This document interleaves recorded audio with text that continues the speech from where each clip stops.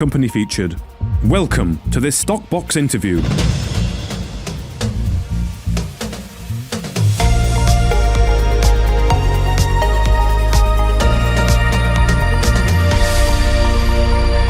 Joining us today is Darren Hazelwood, the CEO of Panther Metals. Hello, Darren. Thank you very much for joining us. How are you?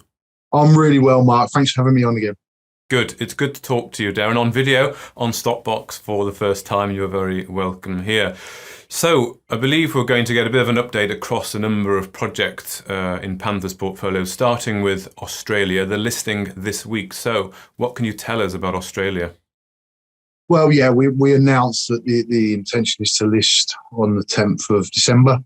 It's been massively oversubscribed in Australia, and that comes as no surprise to us. But in reality, Mark, the UK really subscribe very little value to Australia and what we'd put together there, and we felt that that Australia actually would give us that value because they would understand probably more than the UK, and we've been proven absolutely 100% correct on that. This vehicle's got tremendous upside. It's backed by a great team, and it's my job to realise that value, and that's exactly what we've achieved with this process. And in Australia, it will continue to advance. In fact, it will now advance at pace due to the funds being raised. And that creates further upside for shareholders in Panther UK. I don't feel that London really understood the comments open at depth, open along strike, and it's already containing a resource target estimation of 30 to 50 million tonnes nickel and cobalt. And then there's also other targets within this. We've identified new gold anomalies and quite a serious target there as well. And when you put the package together, it's really a stunning opportunity that London's lost. But I've got to lock in that value for Panther Metals PLC, and that's what we've done. We've locked in the value, we've locked in the upside, and London didn't provide that. Australia has, and I'm not going to divert from building value. Building value can only be achieved through investing our capital in assets with genuine and real potential, and that's exactly what Australia is, and that's exactly what these guys are going to prove. Of course, London, I guess, can still have exposure to that through shareholding in Panther Metals. Yeah. Oh, absolutely. We're going to retain circa 36.6% of the vehicle, and we're really looking forward to being part of that journey. And when this happens, this will be before Christmas, so get it done before the end of the year, which would be nice. How much involvement day to day will Panther UK have? Will you not? Will you just take a sort of reporting approach every so often? Will give us an update of what's going on? Look, from our side, it's then an investment.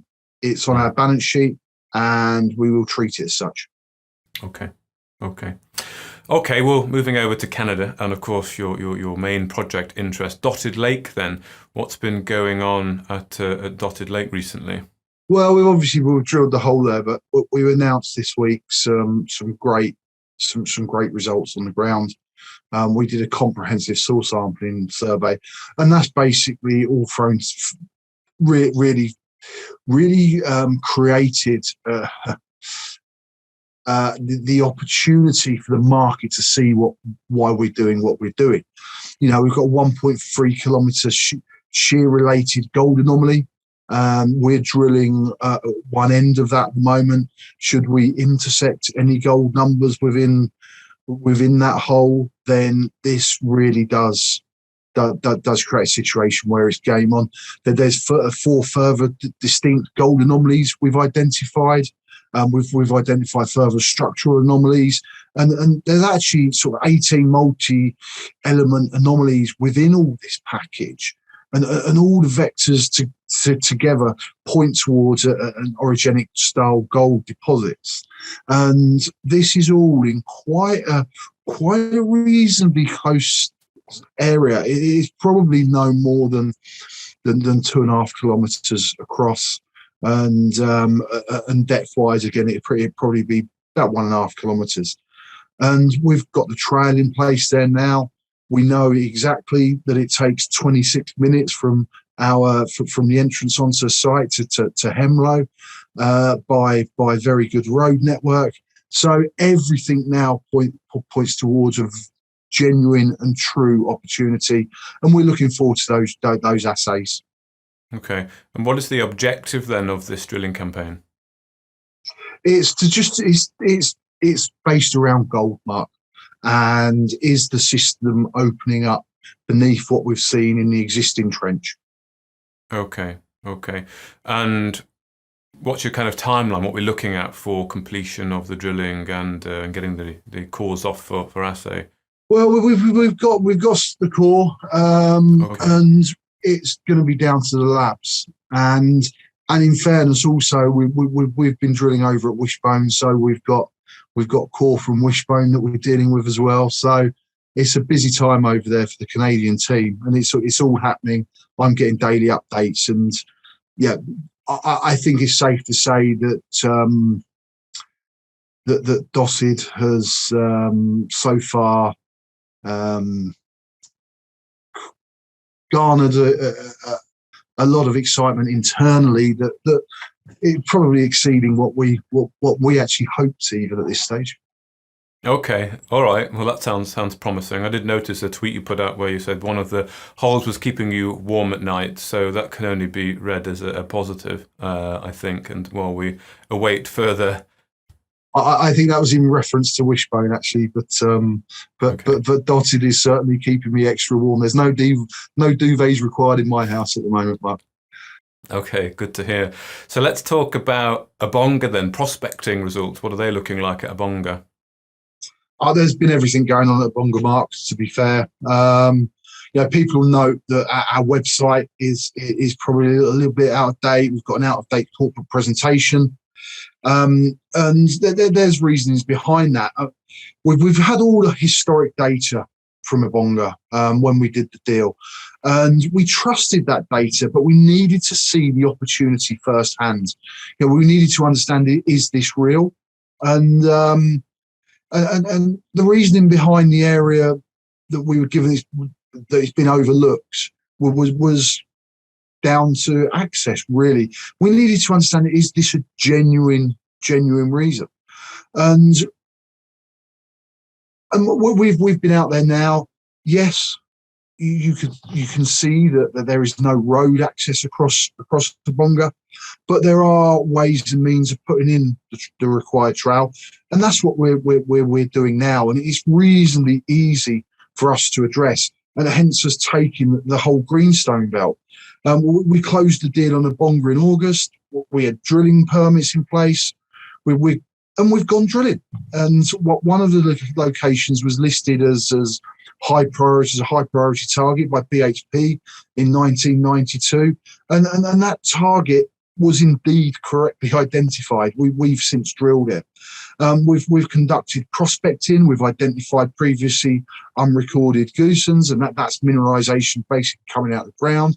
There's hundreds of meters of effectively rusty rock that we've identified that exists nowhere on previously, and we can say for certain that Obonga's already exceeded what we thought we bought into.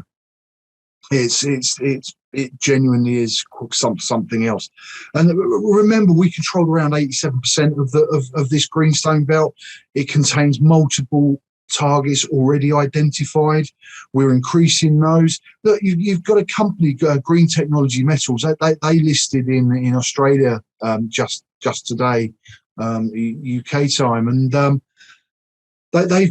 they're a lithium company. They've got projects just north of us. They've got a project just outside Thunder Bay. And just one small example, we've got a huge a very substantial lithium anomaly to the north on Obonga that no one's ever even been back to. It's lithium and silver. And that's just a micro instance of what we've got here, and it's this is a story that we haven't necessarily built for the market up to this stage. We've had to get our boots on the ground to really understand, but that's coming. Those updates of the website are coming. The updates of the corporate presentation are coming. Yes, we're going to wait until the Australian business is listed, and we will wait till we get some results from the prospecting, and I suspect some drilling results from Obonga as well. But to control this greenstone belt, this is exactly what the majors are looking for in a company. So if you get one discovery in this kind of scenario, then all bets are off the table. And again, London really needs to understand this, but it's my job to educate and to let London know exactly what we're doing. And all I'd say is with Australia, it was maybe a little bit earlier in the development of the company, but now I do nothing without good reason. Those updates will come, and the education and the discussions with the market, both via interviews and stepping into the city.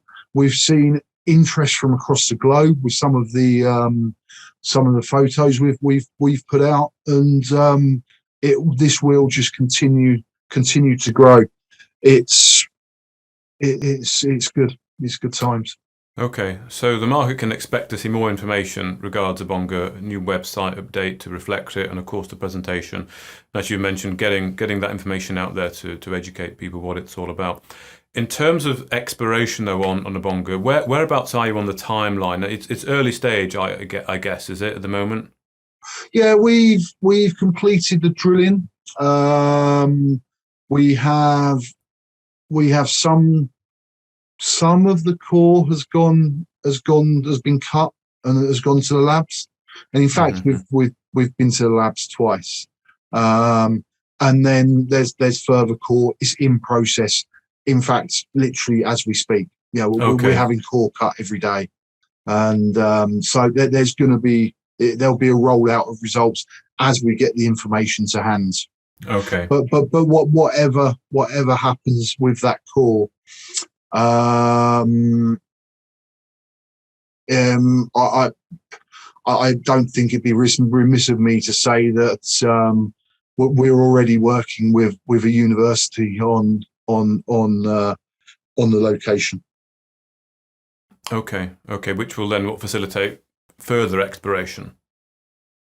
Potentially. Let's see what the core provides. Await the core results, okay, and then go from there. Okay. Well, the market can wait for that. Well, talking of the market and what's going on at the moment, what's your view on market sentiment? Because it certainly seems from a lot of people's point of view that it's dead at the moment. What do you think? Look, certainly in London, it's soft. It's not what we've seen in Australia. In Australia, if you bring the right stuff to the market, you'll get paid. And that's what's happening. This is first-hand experience. Literally every day, I've had been on a couple of calls. Literally for the last 2 days. The listing process in Australia is oversubscribed. There is capital available. I think in London, I think sometimes in London there's a little bit of trying to second guess everything. But whilst you're trying to second guess everything, you miss the opportunity. And I think the London market has to be a little bit careful that it doesn't try and make assumptions and then get caught out. But this year there's been no big winners. We haven't had a GGP moment, where there's a lot of capital suddenly become available to the PI investing network, and that does wash through the market. There's no doubts about that. One winner provides liquidity across. And I think that will come. But I also now see a sector that is becoming further and further detached from the realities of what's happening in the wider world. I don't think exploration at this stage is given any kind of markup for what they're actually doing and what's being achieved. There's, without a shadow of a doubt, massive supply issues building in the system. Right? We've all seen the COP 2026 and the effect that's going to have on just copper, lithium, cobalt, you name it, nickel. But you're also going to have the people requiring the security that precious metals provides. We've seen Canada go from 0 to, I believe, around 100 tons of gold. You've got various other countries in the world increasing their holdings. That's not happening by mistake. But to bring new production online is becoming more and more of a challenge. It's not impossible by any stretch of the imagination. But there are certain elements that we rightly have to fulfill as an industry. And I've yet to see anything that I would turn around and say that's ridiculous or crazy. That nobody wants to leave a scar on the earth. That's the way that this world is moving, and rightly so. And authorities need to understand that they're covered. But so as a result, that just adds an extra layer into what the permitting and the processes of mining and mineral extraction. And that's not going to change. So again, that's going to build pressure into the commodity space and with supply issues. And it can only end up going one way. I'm very surprised that hasn't happened already. I'm not going to lie. That you can see the London warehouse stocks. They're through the floor on just about every single commodity there is. And that's because the supply isn't there that's required. Add in the additional supply that's going to be required. You've got inflation starting to take off. That will take off. That, again, people are going to be spending. Government's going to be spending. You've got the American infrastructure program that's just been passed by Congress. All these things mean that commodities are going to be in a high demand into a market where there's supply constraints, and to fulfill those supply constraints is not going to be easy in this industry as we work towards sort of new standards and new developments on how we extract and the impacts they have.